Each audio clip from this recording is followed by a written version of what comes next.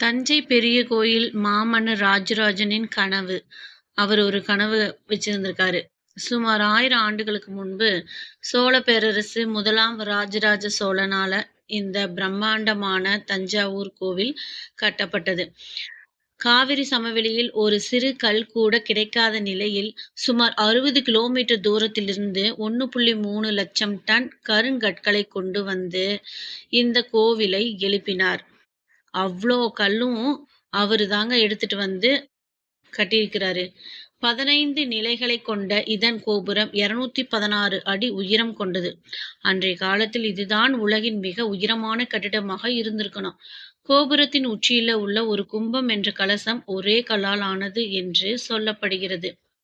அதன் எடை சுமார் 80 டன் இருக்குதாமா. ஒரே கல்லு, அது 80 டன் வெயிட்டோட இருக்குது.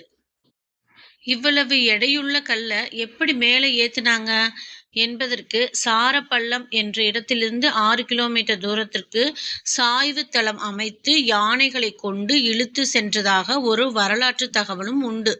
ராஜராஜ சோழன் தமிழுக்கும் இந்த ஆலயத்துக்கும் இடையே ஒரு அபூர்வமான தொடர்பு ஏற்படுத்தியிருக்காரு. அது என்னன்னு பார்த்தோம்னா, உயிரெழுத்துகள் 12, கருவறை சிவலிங்கத்தின் உயரம் 12 அடியாகவும், மெய்யெழுத்துக்கள் 18, சிவலிங்க பீடத்தின் உயரம் 18 அடியாகவும், உயிர்மெய் எழுத்துக்கள் 216, அதாவது கோபுரத்தின் உயரம் 216 அடியாகவும், மொத்த எழுத்துகள் 247, சிவலிங்கத்திற்கும் நந்திக்கும் இடைப்பட்ட தூரம் 247 அடியாகவும் அவர் தொடர்பை ஏற்படுத்தி இருக்கிறாரு.